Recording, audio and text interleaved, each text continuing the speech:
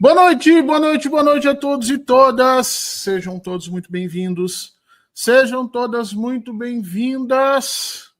19 horas. Sim, você está assistindo esse programa às 19 horas no nosso Horta da Verdade, aquele programa que você já sabe começou antes pelo título, uma brincadeira do Atush, para depois a gente começar a galvanizar, né, a cristalizar esse espaço que a gente tem aqui todo domingo, a partir das 19 horas, quando você já está se preparando para retomar a exploração capitalista da segunda-feira. Né? Não se esqueça, o mote desse programa é: você não odeia a segunda-feira, você odeia o capitalismo. Né? A segunda-feira é só, infelizmente, a que ficou segurando esse bastão. Outro dia um amigo me perguntou: a gente podia passar a semana para terça. Começando a semana na terça, passaremos a odiar a terça-feira, e a segunda se tornará o domingo, enfim. Porque, na realidade, o que nos faz não gostar deste momento da segunda-feira que se inicia é o processo de exploração capitalista, que todo mundo tem que levantar cedo, passar um tempão em ônibus para chegar no final do mês, né, conseguir os seus rasos PTBs, e assim a vida continua, mas nesse espaçozinho que tem entre o domingo e a segunda-feira, estamos nós aqui. Deixa eu te adiantar para ti, para tu não ficar chateado. Sim, este programa está sendo gravado, infelizmente não teremos aqui aquela monte de gente que se coloca como membro, e eu agradeço a todos desde já. O pessoal que participa com a gente não vai poder. Ah, Fernando, por que não está sendo ao vivo? Por dois motivos. Primeiro, pela agenda do nosso convidado hoje, que terá a agenda praticamente no mesmo horário do nosso programa ao vivo, e daí não poderia participar. E segundo, pela hecatombe que caiu no Distrito Federal agora no sábado, com a prisão do ex-presidente Jair Bolsonaro. As coisas viraram de ponta cabeça, e todo mundo passou a ter agenda para todos os lados e confusões, e a gente acabou, então, precisando antecipar um pouquinho isso, mas não tira o brilho do nosso programa hoje. O nosso programa que vai conversar exatamente sobre isso. O que é o isso? Vai conversar sobre essas duas grandes tempestades que caíram no Distrito Federal na última semana. Uma que foi a operação sobre o Banco Master, e efetivamente a Polícia Federal atuando ali para desbaratar o que se parece um enorme sistema de fraude bancária e enriquecimento ilícito que envolve uma quantidade grande de pessoas, não só do Distrito Federal, mas principalmente do Distrito Federal. E logo em seguida, no sábado pela manhã, a prisão do ex-presidente Jair Bolsonaro, claramente suportada em fatos, antes que as pessoas comecem a questionar, né? Se você não viu ainda, dê uma olhadinha em como é que estava a tornozeleira do presidente. O presidente mesmo, o ex-presidente mesmo, reconhece que tentou fraudar ali, abrir a tornozeleira, e ali, obviamente, ela manda um sinal. Isso, junto com as manifestações que foram organizadas na frente da casa dele, com o histórico que ele já tinha de fugir para outras embaixadas, acaba colocando a necessidade de se fazer uma intervenção, né, nessa situação, para evitar que Jair Bolsonaro, como todos os outros bolsonaristas, fujam das obrigações, porque é muito fácil a gente ser todo poderoso, a gente ser machão, quando nós estamos de posse dos poderes vigentes, investidos dos poderes da União.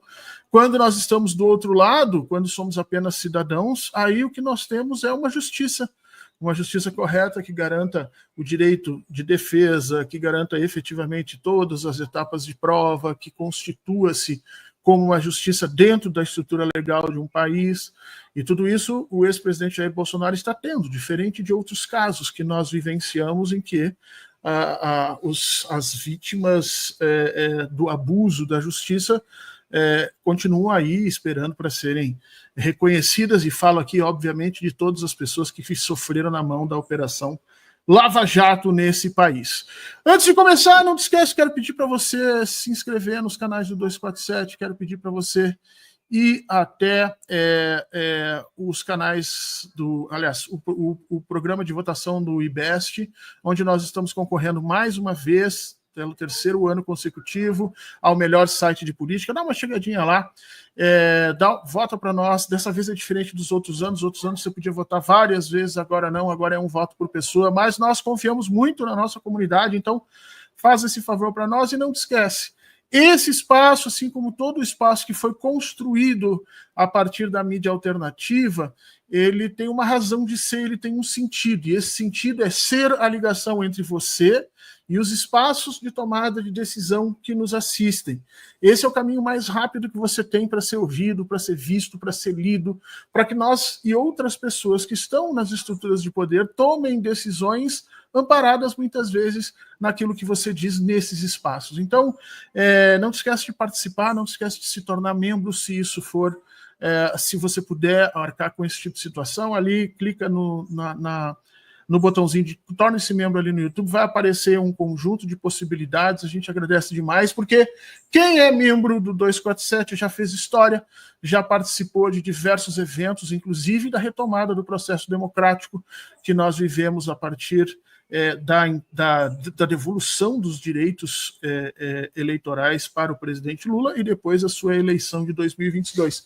Eleição de 2022, que foi também caracterizada por uma enorme briga aqui no Distrito Federal, onde o nosso convidado de hoje se saiu muitíssimo bem, e a história do Distrito Federal podia ser diferente, não fossem algumas centenas de votos, acho que não chega nem a 1 milhar de votos, mas enfim, foi bem pouquinho, que não permitiu a entrada do nosso querido professor Leandro Graz ao segundo turno do governo do Distrito Federal naquele momento, um momento que o Brasil passava por uma situação muito complicada. Leandro, seja muito bem-vindo aqui, quero lhe agradecer demais. E naquele momento, tu fosse uma das pessoas que demonstrou a coragem absurda de enfrentar não apenas toda aquela máquina bolsonarista que vinha trabalhando e que deu trabalho para o presidente Lula, inclusive, nós vimos o que aconteceu, mas enfrentar uma máquina do governador Ibanez aqui no Distrito Federal também, que é tão poderosa quanto a máquina do ex-presidente Jair Bolsonaro aqui, e me recordo de todo o esforço, de toda a sua coragem, e depois, quando o presidente Lula se elegeu, fiquei muito feliz com a sua nomeação para a presidência do IFAM. Para quem não conhece, o professor Leandro Graz é formado em Sociologia, tem mestrado aqui pela UNB na área de desenvolvimento sustentável, né, Leandro? E depois acabou, durante o governo Lula, indo para a presidência do IFAM, trabalhando com algumas questões muito complexas, porque logo em seguida, depois do fim da eleição, nós tivemos a tentativa de golpe e a deterioração de todas aquelas obras de arte que foram ali colocadas e que, de alguma maneira, ficaram também a cargo da expertise, da vontade, do conhecimento do Leandro para ajudar a retomar aquilo tudo. A gente já vai falar disso, Leandro. Eu quero começar com uma pergunta, e aí deixo você à vontade, né, para cumprimentar quem está nos assistindo, mas o DF está mais leve agora, Leandro? Depois da deflagração da operação que protege o BRB, embora ele tenha tido um prejuízo violento e que ainda está se desenrolando, mas principalmente com a prisão de Jair Bolsonaro. O DF está mais leve ou, em realidade, nós estamos mais a perigo agora? Porque tudo, e você sabe disso melhor do que eu, tudo tem acontecido aqui no DF. Foi aqui que tentou se explodir o aeroporto num ato terrorista, foi aqui que eles tentaram jogar um ônibus de cima de uma tesourinha no dia da posse do presidente Lula, e é aqui que tentaram invadir 2 vezes a tiros o tribunal, o STF. Então, a minha pergunta é essa: nós estamos mais leves agora com esse duplo movimento ou passamos a um momento de maior perigo? Muito obrigado, Leandro, seja muito bem-vindo. Obrigado, Fernando. Prazer falar com você. Professor Fernando, colega, companheiro também de profissão. Saudar e agradecer o convite do Brasil 247. Retornando aqui, uma boa noite a todos aqueles e aquelas que nos assistem.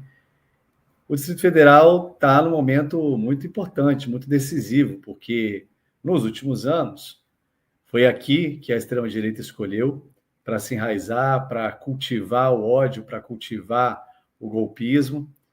Conseguiu se instalar não só no poder local, mas foi aqui também, a partir da sede do Poder Federal, que eles ousaram tudo isso que você acabou de lembrar.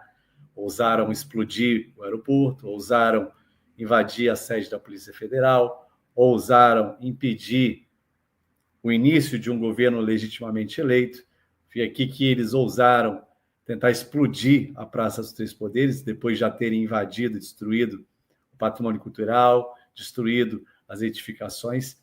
E nesses últimos anos, parte da população do Distrito Federal foi contaminada por esse ódio, por essa forma de fazer as coisas, e gerando para nós um grande desafio, que é retomar Brasília como a capital da esperança e a capital da democracia. O Distrito Federal sempre foi um lugar em que a gente conseguia testar, experimentar boas práticas de gestão pública, testar e experimentar uma educação de qualidade, aqui que a Anísio Teixeira implementa, traz a proposta da escola integral, no modelo da escola PAC, dos CAICs. Ou seja, Brasília sempre foi um lugar onde a gente cultivou um Brasil melhor, cultivou essa síntese do que poderia ser o Brasil democrático e republicano. Mas, infelizmente, nos últimos anos, a gente vem experimentando essa intentona, essa forma, essa movimentação da extrema-direita, que acabou se aproveitando também um pouco da desesperança, da desilusão, desse sentimento antipolítico que se permeou também em parte da sociedade brasileira. Então, hoje a gente está diante de dois fatos muito importantes. Como você lembrou, nós estamos diante de uma investigação da Polícia Federal, que é a Operação Compliance, que tem a ver com o entendimento do que aconteceu entre o Banco Master e o BRB, o que tudo indica fraudes, documentos manipulados, documentos falsos, tudo vai ser esclarecido.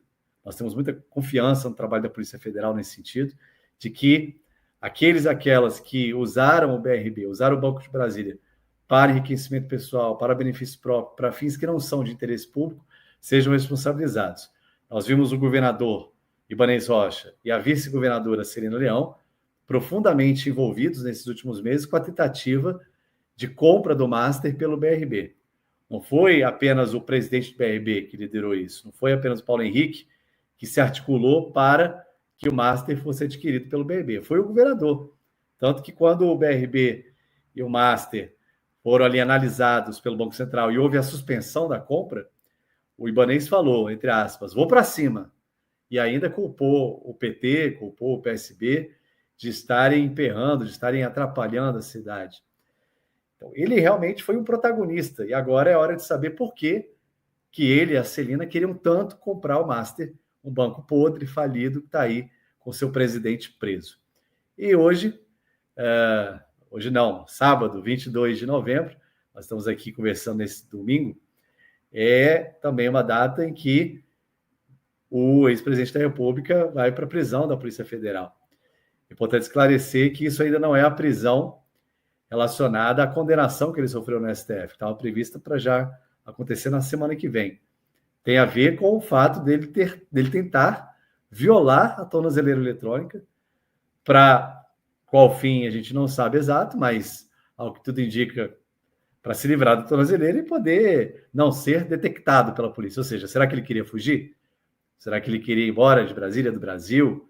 Tinham programado ali uma suposta vigília para aglomerar pessoas no Jardim Botânico e, coincidentemente, poucas horas antes, ele resolve tentar tirar a tornozeleira com solda, com calor de solda. Então, por isso ele está preso, porque ele descumpriu a lei, ele descumpriu as condições impostas pela Justiça. E, muito em breve, vai iniciar o período dele de pena que foi definida pelo STF. Então, de fato, Brasília e o Brasil, claro, mas nós, capital do país, nós que aqui sofremos muito com as motociatas, sofremos muito com as ameaças, sofremos muito com o fato... Os acampamentos, né? Os acampamentos. Lembrem-se, foi no dia 15 de março de 2020 que o Bolsonaro volta de Washington com aquela comitiva de gente contaminada com Covid-19. O DF tinha decretado isolamento social dia 13 de março. 2 dias depois, ele aglomera as pessoas na Praça dos Três Poderes, em frente ao Palácio Planalto, com aquela comitiva de pessoas que tinham sido contaminadas, espalhando o vírus na cidade. E Brasília, inclusive, logo adiante, se torna um dos principais focos da pandemia da Covid-19. Então, de fato, hoje é um dia para a gente mostrar para a população qual é a consequência dessas pessoas terem ocupado o poder e mostrar que é preciso fazer uma mudança, e ano que vem tem eleição, a gente espera que isso aconteça. O modus operandi, Leandro, ou seja, a forma como operam as pessoas que estão, de alguma maneira, tentando burlar a lei, me parece ser muito parecido. Ali no dia 7 de setembro, último, 7 de setembro de 2022, onde houve... eu costumo dizer que o Bolsonaro tentou, em 3 momentos, um golpe no Brasil, ou pelo menos fez 2 testes e depois o golpe. Foi 7 de setembro de 2021, 7 de setembro de 2022 e depois o 8 de setembro, né? O 8 de janeiro, aliás. E nesses 3 momentos, o que chama a atenção é que o governador Ibanez Rocha dava todas as condições para que essa situação acontecesse. No caso, por exemplo, das primeiras tentativas de invasão à Praça dos Três Poderes, estranhamente a Polícia do Distrito Federal não conseguiu conter os manifestantes, e a gente sabe que isso é muito difícil. Quem mora no Distrito Federal sabe que ele foi planejado para que com poucos policiais você consiga conter uma quantidade grande de população. A gente mesmo da esquerda que às vezes faz manifestações junto com os povos, a Marcha das Margaridas, a gente sabe que é contido de forma muito fácil. É muito estranho que o governador sempre permite que o avançar dessas turbas da extrema-direita, mas ele nunca está no DF. No caso do dia 7 de 21 e 7 de 22, ele estava viajando. No dia 8 de janeiro também estava viajando. Agora, no escândalo do Banco Master, ele não sabe. Foi o presidente do BRB, que inclusive é nomeado por ele não entende, mas ele está sempre disposto a empenhar as suas posições políticas para tentar salvar o intento, como ele já falou ali, né? É uma bobagem dizer que o Banco Master tem problemas, e a gente sabe que o BRB colocou 16 bilhões de reais dentro do Banco Master. Deixa eu te perguntar em cima disso, né? Os professores do Distrito Federal tiveram, ou estão acumulados, aí nós somos professores, a gente pode falar bem sobre isso, e nós temos um acumulado aí de mais de 40% de perda de poder aquisitivo, desde o início do processo da pandemia. Já vinha antes com problemas, com uma série de acordos que diversos governadores anteriores não cumpriram e tudo mais.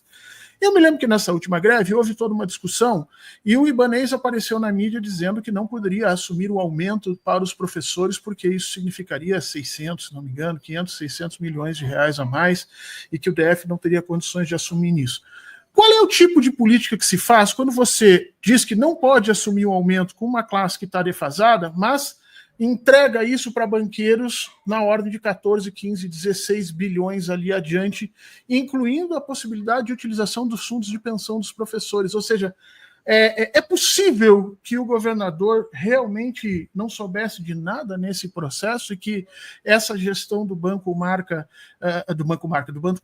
tenha sido completamente passada sem que o governador entendesse, assim como é possível que ele, no dia 7 de janeiro de um ano, 7 de janeiro no outro, depois no dia 8, tenha permitido tudo acontecer, mas no momento ele não estava presente? Ou tem algum coelho embaixo dessa coisa que a gente não está vendo, Leandro? Fernando, isso é método. Essa forma do Ibanez se comportar diante de situações de crise, momentos em que ele é afrontado, o governo dele é afrontado, questionado, e ele precisa dar esclarecimento, ele foge. Ibanez sempre fez isso. Assim aconteceu lá atrás, quando nós denunciávamos os crimes cometidos no âmbito do IGES, que é o Instituto de Gestão Estratégica em Saúde, e da Secretaria de Saúde, a época quando o secretário Francisco Araújo foi preso. Ibanez assim fez. Quando, em relação ao BRB, parece que essa história de BRB é nova, mas a gente já vem denunciando irregularidades no BRB lá atrás. Em uma época, nós denunciamos o fato do BRB patrocinar leilões de gado que o Ibanez participava. Estava lá logo do BRB, num leilão de gado Nelore, que o Ibanez vendia gado, comprava gado. E ele, zero, não falava nada.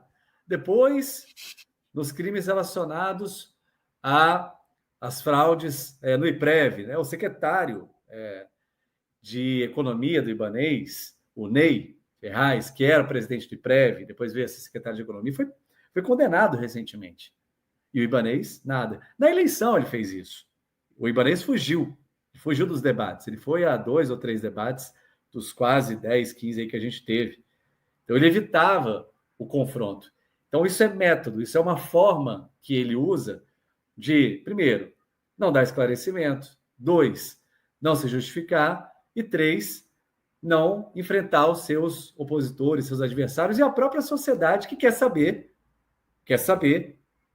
o seguinte: o Ibanez sabia que o BRB estava adquirindo e adquiriu mais de 12 bi de ativos inexistentes do Master?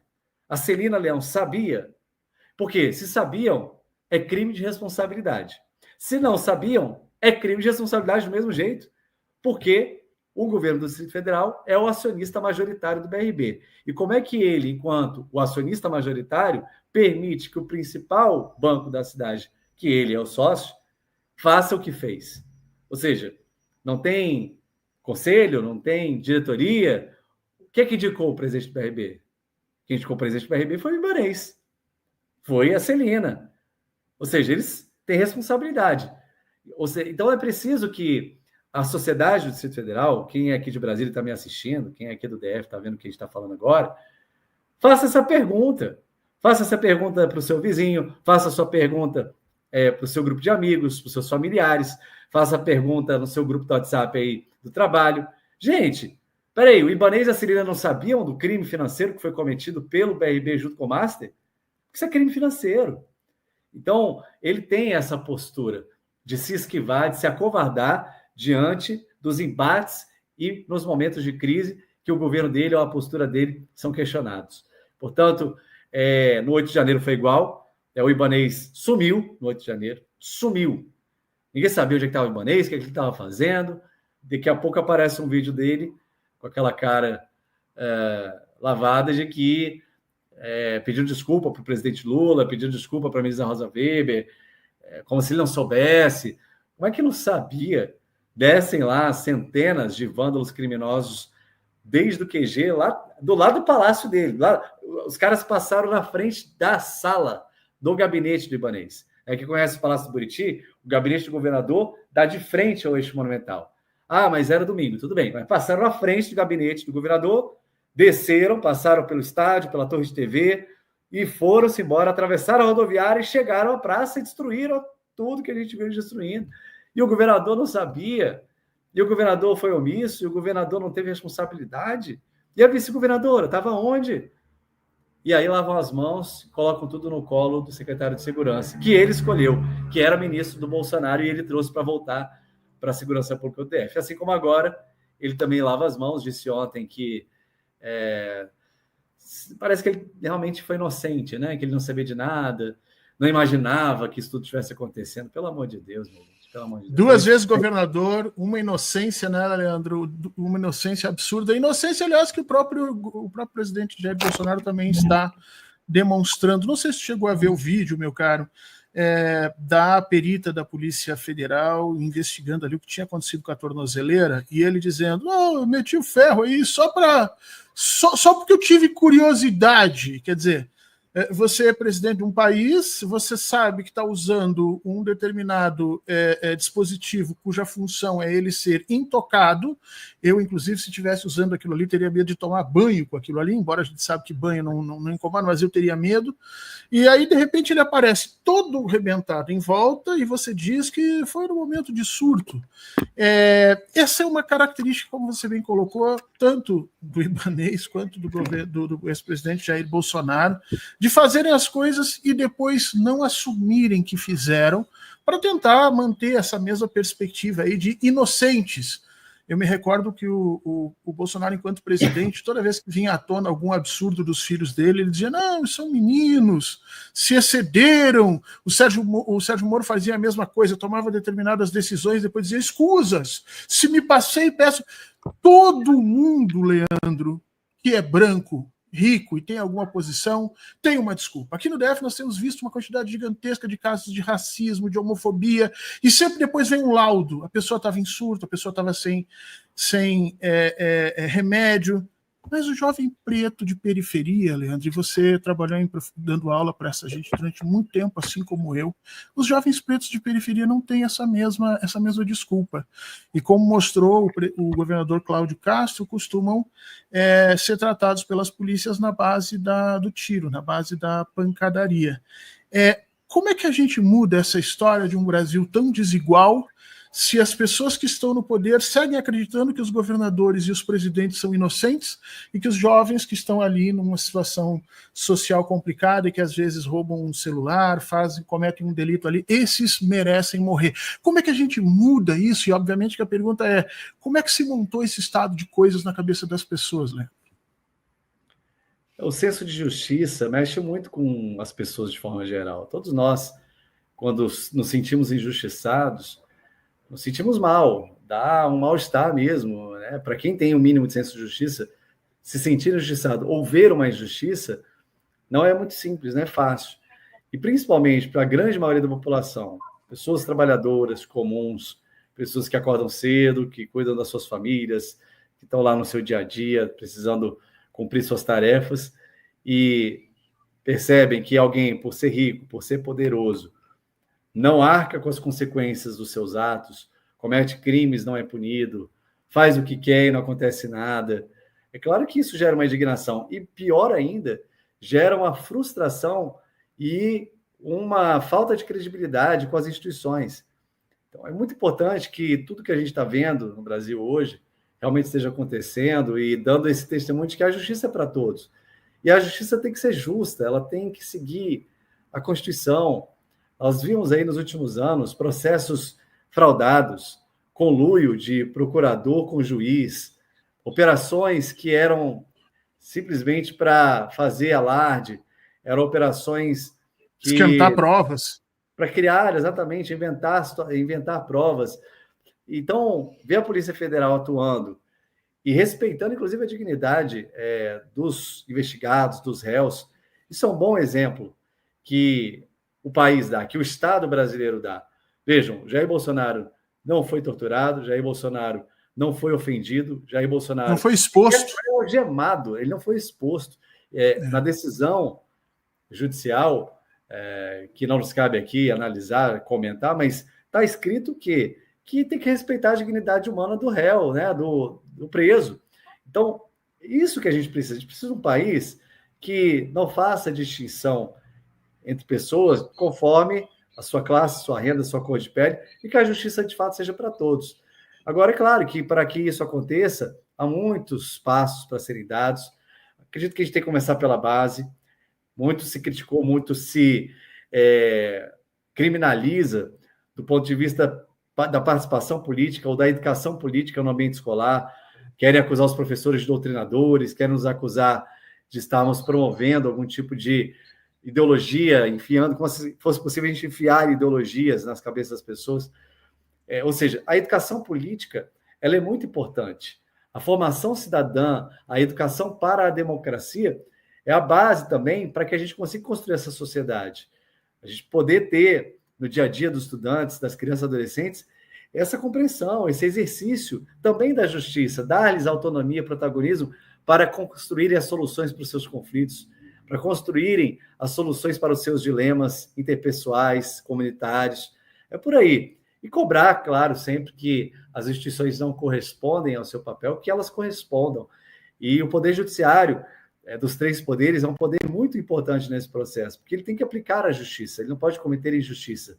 Da mesma forma, o Legislativo não pode aprovar leis injustas, e o Executivo não pode excluir ou aumentar as desigualdades na implementação das suas políticas. Não pode governar para ricos, como é o caso hoje do Distrito Federal. A gente tem um governo que governa para rico, que está deixando a maioria da população amíngua, sem acesso à saúde, né, um transporte coletivo de péssima qualidade, não tem habitação séria no Distrito Federal. Então está aí o problema fundiário, a ocupação desordenada, a grilagem de terras vitimizando o povo pobre dessa cidade.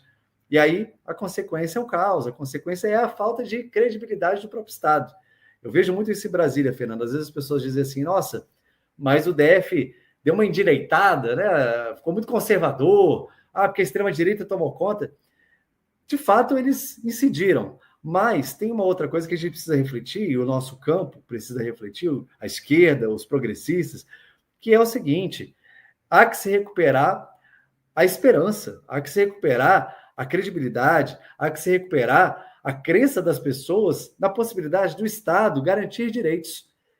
Existe muito isso aqui em Brasília. Às vezes você vai na periferia, você vai numa área vulnerável, você conversa com as pessoas, elas falam, nossa, mas não consigo médico no hospital, não consigo fazer um exame, uma cirurgia. Ah, mas foi assim sempre, né? Falei, não, querido, não foi assim sempre, não. Em outros momentos a gente já teve isso. A gente vai recuperar, a gente precisa recuperar essa possibilidade de pessoas terem um exame, né? Poderem fazer um tratamento. Brasília piorou muito, a gente está aí com os piores indicadores da história do Distrito Federal em todas as áreas. Olha, a população de rua aumentou aqui 20% nos últimos 3 anos. Ontem eu fui ao Setor Comercial Sul, que é um lugar onde tem muitas pessoas em situação de rua. Fui tomar um café com a população de rua, tem um projeto muito bonito de escuta dessas pessoas. E eles falando, olha, eu cheguei em Brasília tem 1 mês. O outro falando, eu cheguei em Brasília tem 1 ano. Ah, eu perdi minha casa porque eu não conseguia mais pagar aluguel. Eu morava lá no Varjão, não consegui mais pagar aluguel, eu tive que vir para a rua. Pessoas contando esse tipo de história. Ou seja, é a ausência das políticas públicas, a situação da saúde. Aqui é o maior tempo de espera na fila do SUS. É o Distrito Federal, a capital do país. Tem 100 mil pessoas aproximadamente esperando na regulação, ou para exame, ou para cirurgia, tratamento oncológico. É o pior dos 27 estados, das 27 unidades da federação, na oferta da escola integral. Onde menos tem escola integral proporcionalmente é no Distrito Federal. É o dobro da média de desempregados do país. O Brasil está com aí cerca de 5%, 5,3% de desempregados. O DF tem 10% de desempregados. 1 a cada 10 moradoras do DF não tem trabalho, não tem renda. E aí vai. A gente segue aqui falando de habitação precária, a gente pode falar aqui da ausência de várias outras políticas. O Distrito Federal virou um anti-exemplo do que tem que ser. E a gente tem que realmente reverter essa história, um momento que está se perdendo um conjunto de oportunidades, né? O governo federal levando o Brasil para frente e este GDF, este governador e essa vice-governadora colocando Brasília para trás. Nos últimos 10 anos, o Distrito Federal... Quando eu cheguei aqui, melhor, né? Eu cheguei aqui em 2011, mais ou menos, havia uma maioria de esquerda, as pessoas estavam nas ruas comemorando, era um processo de eleição, estavam terminando a eleição, acho que foi 2010, nós estávamos comemorando tudo, e eu me impressionei, porque eu vinha do Rio Grande do Sul, onde a disputa estava muito, muito forte, e a direita lá era bem mais resistente, mas depois disso, nós vimos o DF se tornar a 3ª maior cidade do Brasil, e ter a maior favela hoje, a favela do Sol Nascente é a maior do Brasil, segundo o IBGE, tanto em termos de espaço quanto em termos de população, né? Então isso mostra que o GDF não está criando empregos suficientes para atender o crescimento da sua população, isso é evidente, né? Quando tu mencionaste que nós precisávamos de um país que não olhasse para renda, para tomar as decisões, aliás, para dar garantias de direitos, não olhasse para a renda nem para a cor da pele, ficou de lado também a questão religiosa. O DF hoje tem uma quantidade gigantesca de evangélicos. Eu acho que é a maior unidade da federação, que não é um estado, não é um distrito, mas é a maior unidade da federação se a gente pegar percentualmente pelo número de evangélicos, né?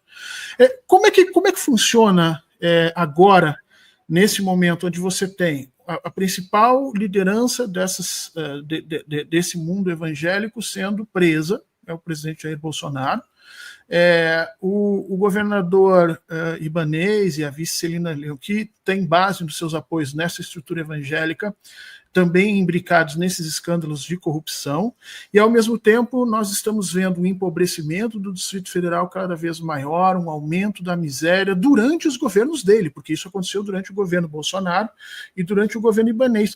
Como é que funciona isso na cabeça da população para continuar defendendo essas figuras? Porque, Leandro, assim, você pode gostar das propostas de Jair Bolsonaro, se você conseguir identificar uma ou outra, mas é impossível você não perceber que há um substrato criminoso na ação política dele, e a mesma coisa para o governador Ibanez. Como é que funciona para politicamente você, né, o Ibanez e o Bolsonaro dizer, não, nós somos os grandes heróis dessa nação, e as pessoas realmente acreditarem quando a sua vida material, a sua vida social está mostrando que alguma coisa está errada? Que tipo de mecanismo joga aí no meio, Leandro, para que eles tenham essa posição? O Brasil um pouco sofre com isso, né? A gente vai ver as pesquisas, existe uma galvanização, uma cristalização muito forte da posição dos evangélicos contra os progressistas, contra a esquerda. Como é que eles conseguiram fazer esse milagre de esconder o mundo real e contar algumas coisas e essa gente continuar acreditando? Fernando, é um fenômeno muito complexo para a gente aqui avaliar. Tem muitas dimensões, tem muitas variáveis. Essa relação entre a política e o neopentecostalismo, a democracia diante de um cenário em que determinadas lideranças que se dizem cristãs, falo se dizem porque muitas delas não praticam o cristianismo, tentando de alguma maneira impor ao conjunto amplo da população determinados princípios que são princípios meramente dogmáticos, mas não são princípios valorativos, ou seja, eles querem impor determinados tipos de pensamento, ideias às pessoas, sendo que a sociedade é plural. Agora, falar também dos evangélicos, primeiro é importante a gente lembrar que a gente está falando de um espectro muito variado de pessoas. O povo evangélico é um povo que se difere em diversas denominações, em diversos contextos também de igrejas, de comunidades, núcleos. Então, você tem algumas igrejas ou algumas lideranças evangélicas que abrem igrejas para acolher pessoas, para cuidar de comunidades vulneráveis. Eu conheço pastores e pastoras que são da base social, que são periféricos, a grande maioria, e que transformaram as varandas, os quintais, as garagens de sua casa, ou as suas próprias casas, em espaços de fé, para dar a comer a quem tem fome, para acolher mulheres vítimas de violência doméstica, abre nos finais de semana para que os jovens possam aprender a tocar instrumento musical, abre nos finais de semana para poder a comunidade se juntar e fazer a sua oração. Esse povo evangélico é um povo que precisa ser respeitado, precisa do nosso carinho, da nossa atenção, inclusive. Porque são cidadãos, são trabalhadores também. São pessoas como nós que têm os seus direitos. Infelizmente, e aí eu posso falar nomes, não tem nenhum problema. Quando você vê uma figura como Silas Malafaia fazer o que está fazendo e orientando fiéis, crentes da sua igreja, a odiarem, a propagarem um comportamento que não tem nada a ver com o evangelho, aí a gente talvez nem possa chamá-los de evangélicos de fato. Não são cristãos, são falsos cristãos, são falsos profetas, são falsos líderes, porque o líder cristão, ele vai tentar conduzir e ele vai principalmente testemunhar, através do seu comportamento, da sua atitude, o que está no evangelho. E se a gente abrir o evangelho, seja você cristão ou não, o que você vai encontrar no evangelho são atitudes e comportamentos de acolhimento, de generosidade.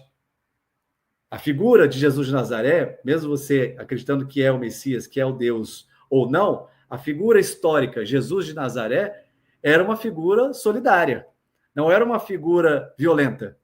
Então, quando você vê líderes evangélicos fazendo coro às armas, defendendo assassinatos de pessoas, defendendo chacinas em favelas, defendendo comportamentos que são comportamentos odiosos, não são cristãos, desculpa, são falsos cristãos, são pseudo-cristãos.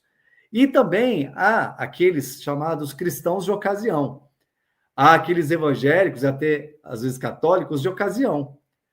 Quando, de repente, se tornam cristãos, vão para os eventos, vão para os shows, gospels, e, como a gente viu hoje no perfil da vice-governadora, começam a postar frases, versículos bíblicos, para justificar crimes que foram cometidos por seus aliados políticos.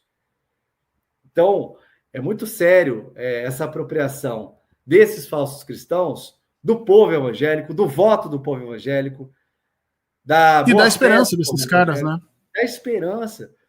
Da esperança. Os evangélicos não são uma sociedade à parte, são trabalhadores, como eu disse, são mães, são pais, são adolescentes, são jovens, que estão em busca também de um sentido para a vida. A fé, ela, para quem cultiva, para quem acredita, ela é também um espaço de comunhão, é um lugar, é o espaço da igreja, também muitas vezes um espaço de pertencimento. E em situações onde o Estado não chega, e aí é importante entender sociologicamente, entender socialmente o que está por trás do crescimento desse conjunto, desse segmento de pessoas evangélicas, é muitas vezes onde o Estado não chega que a igreja chega. É onde não tem a assistência social, que tem um pastor ou uma pastora arrecadando cesta básica para matar a fome de uma família que está desempregada. Então, é preciso também entender esse aspecto. Ou seja, se a gente quer não só ver essa população que é evangélica prosperando verdadeiramente na sua dignidade, é preciso que o Estado chegue nesses territórios. É preciso que as políticas públicas cheguem nesse território. Aí, a gente vai ficar mais seguro do ponto de vista da intervenção desses falsos profetas, desses falsos líderes, que se aproveitam da ausência do Estado para propagar a antipolítica e, por consequência, o comportamento antidemocrático. Então, tem muitas pessoas, infelizmente, que são vítimas desses líderes ou dessas líderes que se dizem cristãos, mas que de cristãos não tem nada, porque não expressam na sua vida, no seu dia a dia, nada, absolutamente nada do que está no Evangelho, do que está no princípio da vida cristã. E aí são princípios humanistas, são princípios de defesa da vida, da própria liberdade, da dignidade humana. Quando Jesus fala, dai de comer a quem tem fome, é o que a gente defende, é que as pessoas não tenham fome, porque ter fome... É o Bolsa Família, né? A gente poder fazer a política da assistência social séria, a gente poder garantir a renda mínima, a gente poder garantir o trabalho. Isso tem a ver com dar de comer a quem tem fome também. Por isso que eles criticam tanto o Padre Júlio, por isso que eles criticam tanto os projetos sérios que acolhem os sofridos, os vulneráveis, os marginalizados.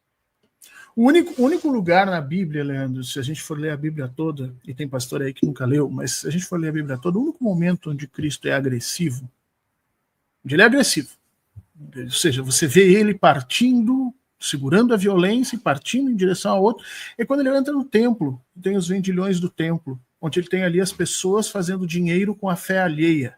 Ali ele pega o chicote e senta porrada em todo mundo. Eu não preciso te perguntar, é uma pergunta retórica, né? Mas eu acho que se Cristo estivesse de volta ali, ele não estava no jatinho do Malafaia, nem abraçado com o Ibanez, ele estava lá na favela do Sol Nascente, naquele monte de casa que não tem hoje água, que não tem hoje luz, em que mulheres, crianças e homens precisam esconder os seus endereços para procurar emprego no DF, porque se ela disser que ela mora no Sol Nascente, ela não é contratada. Então era ali que Cristo estaria com as crianças na periferia, tentando evitar a violência do tráfico. Eu não tenho dúvida com relação a isso. Deixa eu te perguntar sobre cenários, Leandro.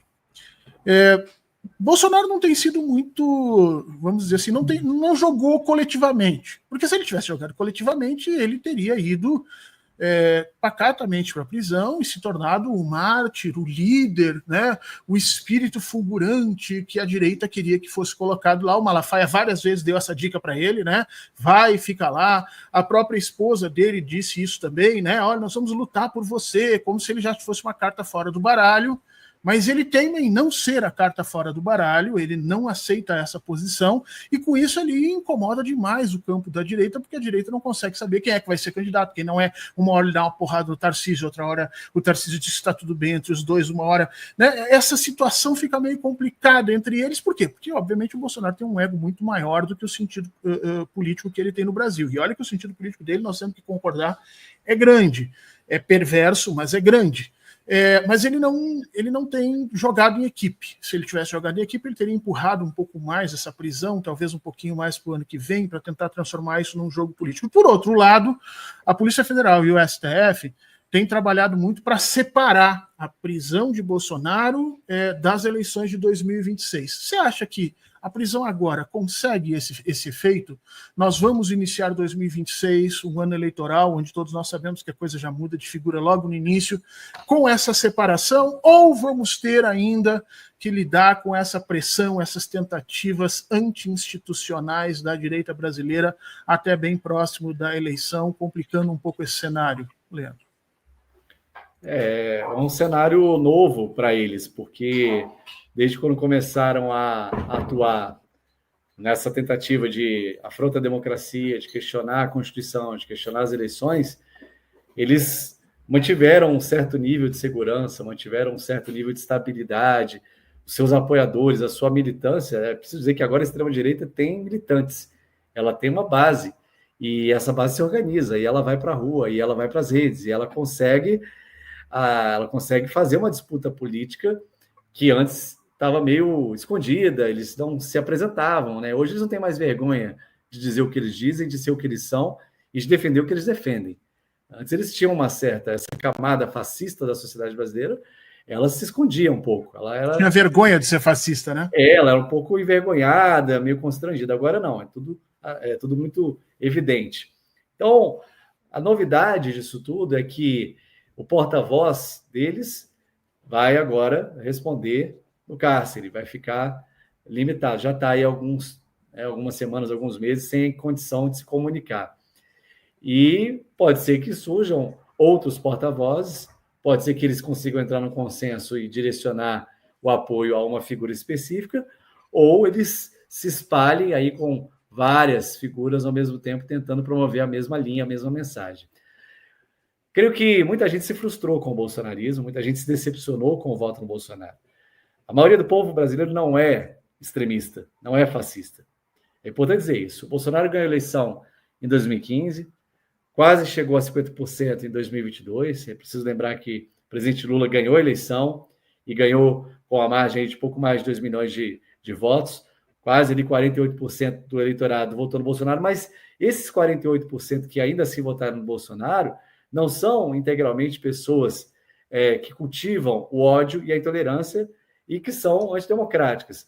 Muita gente foi capturada, muita gente foi seduzida pelas facilidades e pelos simplismos que a extrema-direita impõe, faz na política, principalmente em relação ao ódio irracional à esquerda, ou ódio irracional ao próprio PT.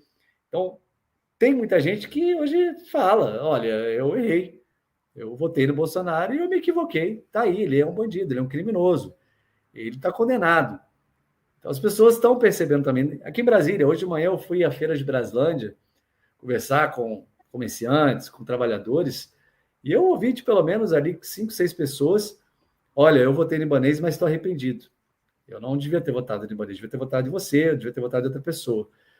Então, há sim um processo que está acontecendo de desilusão, de alguma maneira com uma decepção em relação a essas figuras, que pode ser revertida a partir de um acolhimento também da nossa parte, de um diálogo mais aberto, mais singelo e mais solidário com esse eleitorado, que é o eleitorado que decide a eleição, porque a sociedade ela também está polarizada, você tem um campo aqui que luta fervorosamente pela democracia, você tem um campo de esquerda que se organiza, e você tem essa extrema-direita. E no meio, você tem um trabalhador, um cidadão brasileiro que acorda cedo todo dia, não está tão conectado com o cenário político, ele fica sabendo muito pelas redes sociais, ele se informa muito aí ainda pela imprensa, mas ele ainda não está convencido de que ele tem que ir para cá ou tem que ir para lá. Então, há um trabalho de convencimento a ser feito por nós, democratas, progressistas, nossos campos, as esquerdas brasileiras,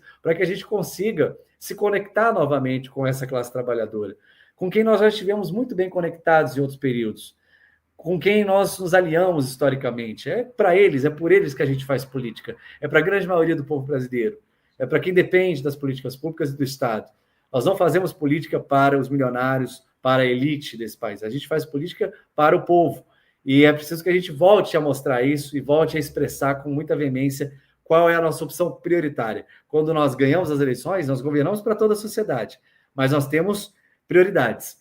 E as nossas prioridades estão voltadas ao povo mais pobre, ao povo que precisa de uma educação pública de qualidade, ao povo que depende do SUS, às pessoas que não têm recursos para pagar um plano de saúde, ao trabalhador que não tem carro e depende do transporte coletivo, ao trabalhador que não tem condições de comprar uma casa ou um imóvel de 500 mil reais, de R$1 milhão e precisa do financiamento da Caixa Econômica na Minha Casa Minha Vida.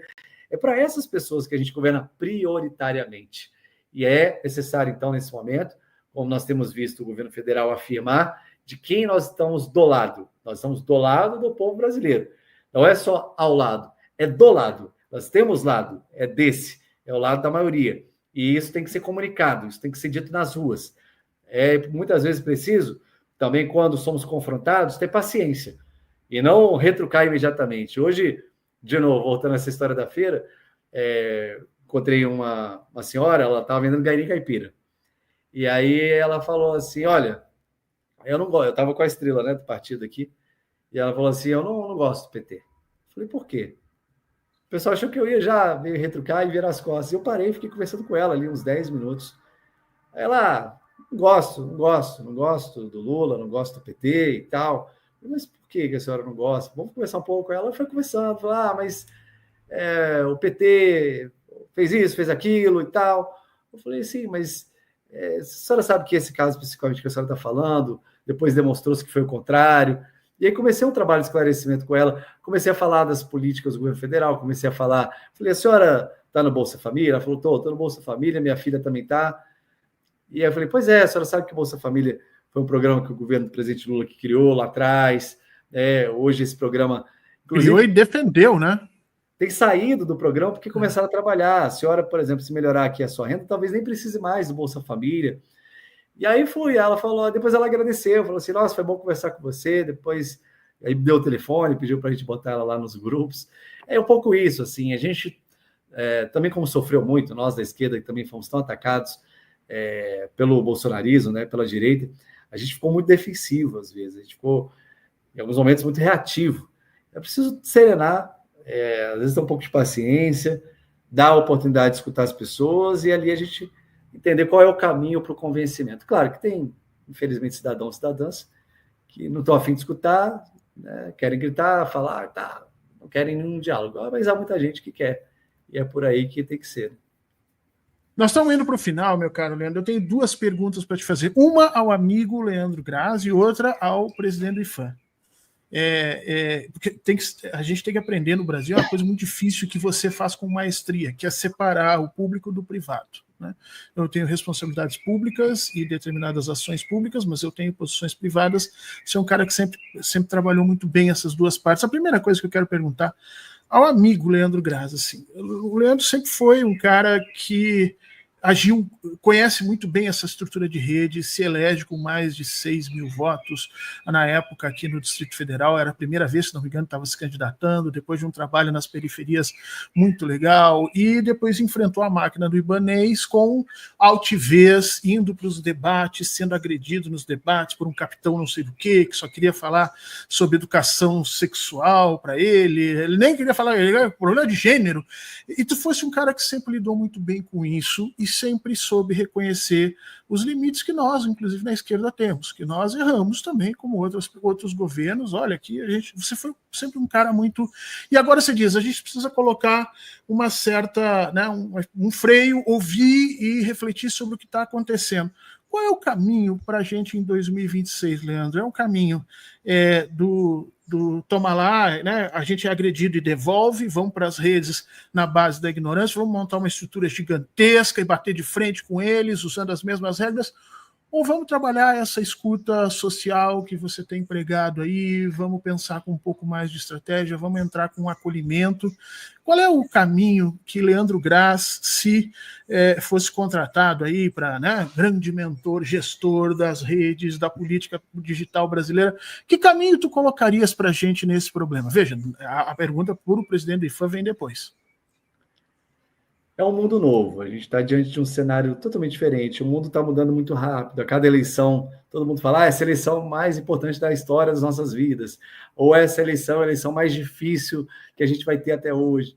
De fato, cada eleição, a complexidade aumenta com uma nova lógica de comunicação, com uma nova relação da sociedade com a política, com o Estado, a democracia permanentemente sendo constrangida, atacada nesse novo ciclo histórico, nessa nova quadra histórica que a gente está vivendo, como em outras épocas, né, como em outros momentos ela foi testada. E a gente precisa ter muita inteligência e fazer um exercício muito profundo de como lidar com todas essas variáveis.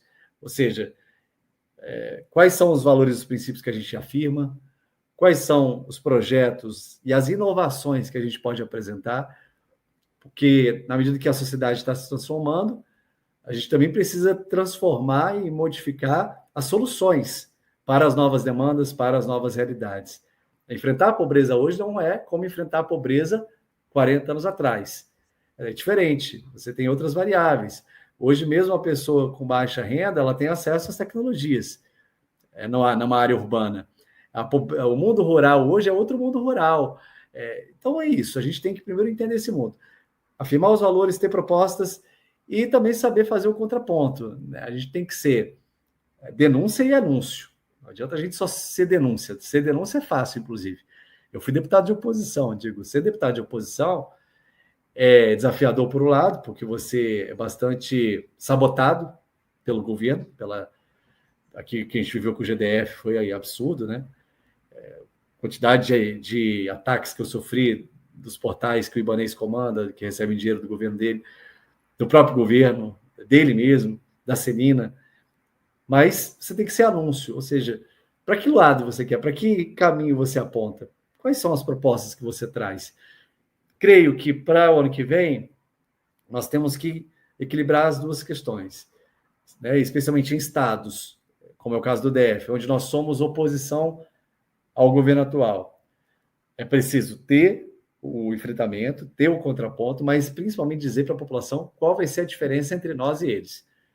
Ganhando a eleição a partir do dia 1º de janeiro de 27, qual vai ser este governo? O que será? E, principalmente, é uma coisa que você falou aí da questão dos erros, dos equívocos que nós cometemos. Veja, a esquerda precisa lembrar que a política não é só razão. Política também é sentimento. Política também é emoção. Política também é paixão. Não há convencimento apenas pelo mundo das ideias. As ideias são importantes, os valores afirmados são importantes, as propostas também. Mas se isso não conecta, se isso não chega ao coração das pessoas, nós somos um campo que nasce desse mundo sonhado. A gente nasce dos sonhos.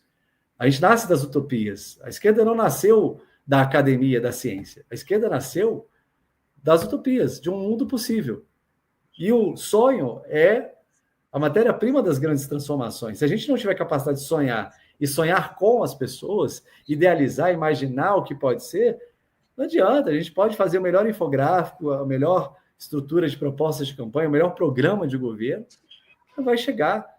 Por que o presidente Lula ganhou 3 eleições e vai ganhar essa 4ª eleição ano que vem?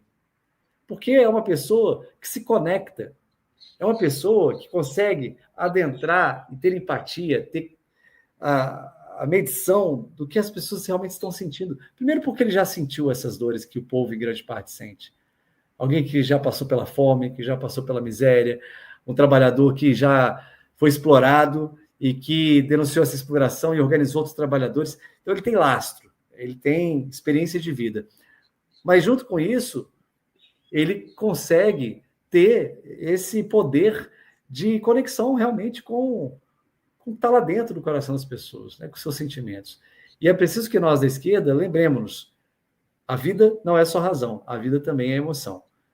E a política tem que também se comunicar com esse mundo, que é o mundo do afeto. E não o afeto vazio, o afeto ingênuo, mas o afeto que nos move, o afeto que nos dá coragem, o afeto que nos impulsiona a trabalhar, a realizar. E realizar é importante, porque não adianta, né, só falar das ideias, a gente tem que realizar, mostrar, a gente sabe fazer também. O Ibanez e a Celina têm dito muito por aí que a esquerda fracassou em Brasília. Então, vou mostrar aqui, os nossos governos e o de vocês. Vou mostrar para eles aqui, a diferença dos números, dos indicadores. Como é que a gente entregou o DF, como é que eles estão entregando o Distrito Federal. No caso, quando a gente governou e como eles governaram agora. Acho que é muito por aí, né? Não sei se tem uma receita, mas também é bom olhar para as origens, né? Como é que a gente começou lá atrás e repetir um pouco essa forma genuína de fazer a política.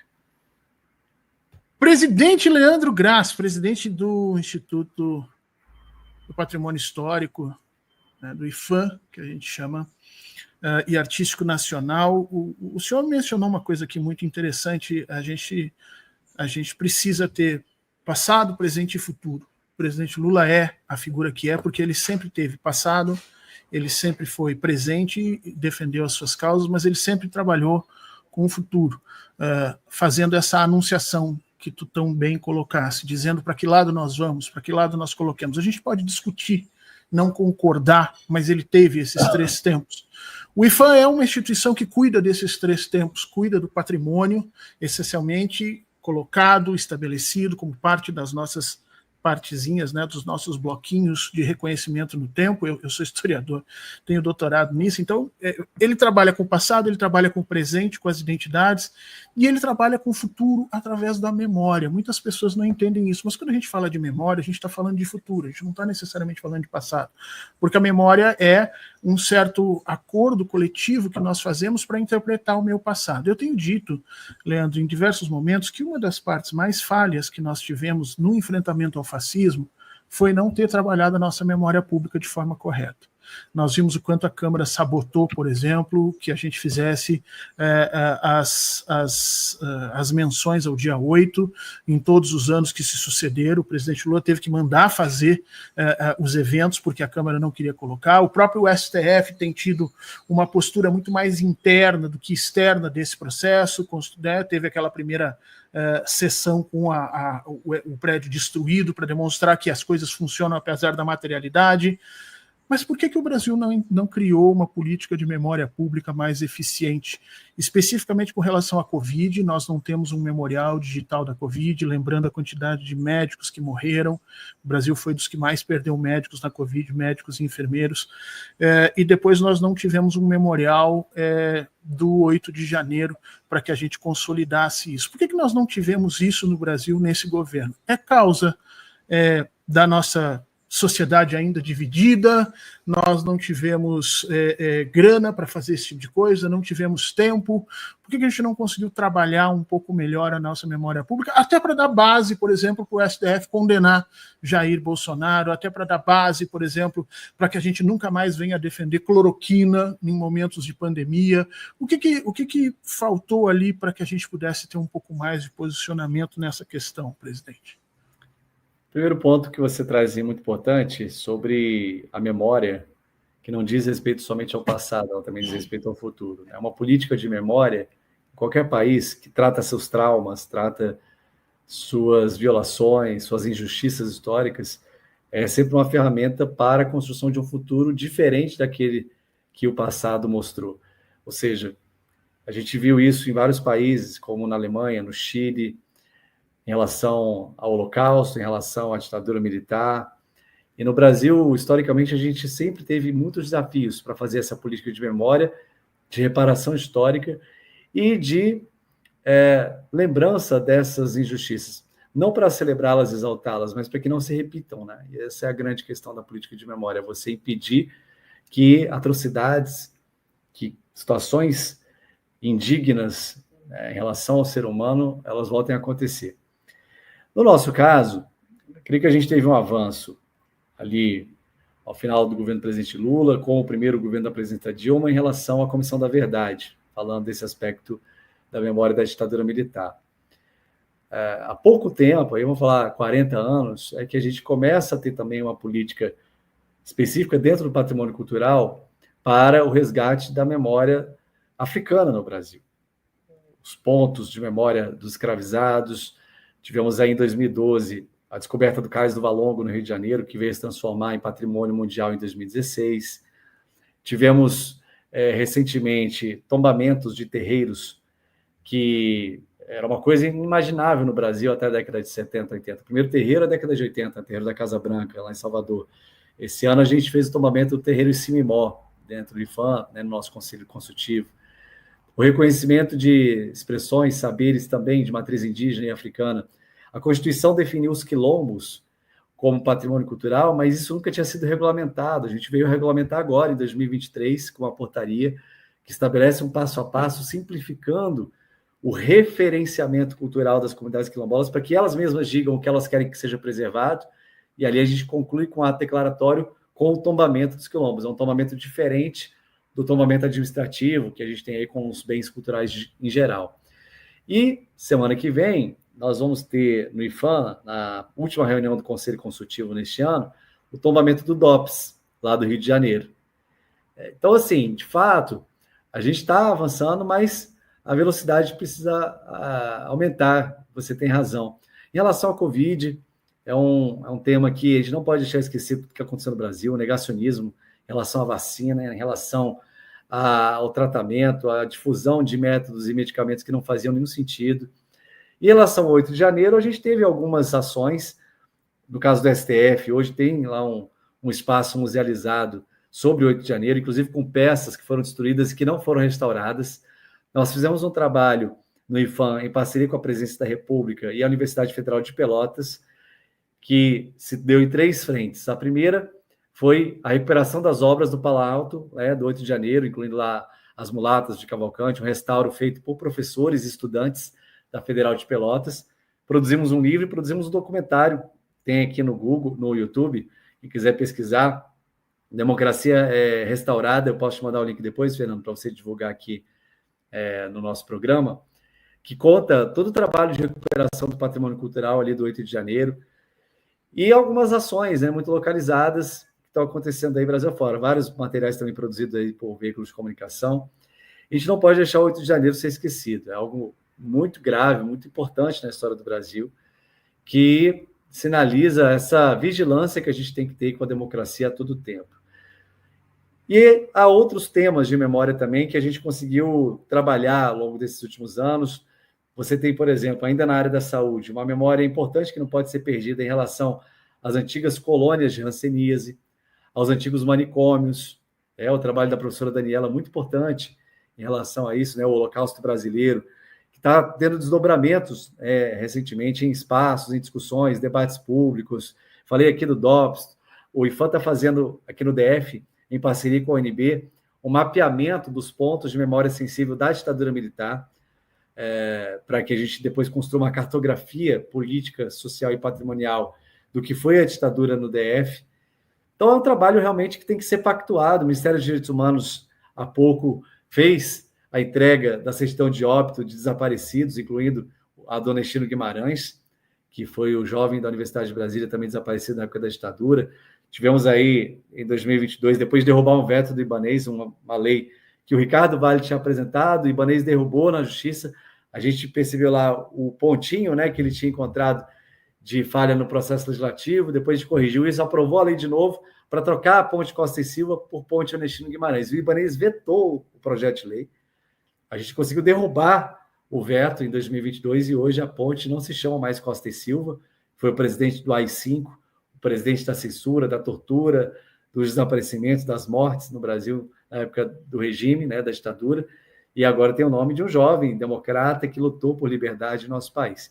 Então, creio que é uma empreitada que tem que ser continuada, tem que ser no médio e longo prazo. O IFAM se comprometeu muito nessa gestão com a política de memória. O IBRAM, que é o Instituto Brasileiro de Museus, tem também um trabalho liderado lá pela Fernanda Castro, que são os pontos de memória no Brasil inteiro, são já vários cadastrados nesses últimos 2 anos, e o próprio Ministério da Cultura incentivando ações dessa natureza, tanto em relação à memória indígena, à memória africana, à memória da democracia, da luta contra a ditadura e tantos outros temas.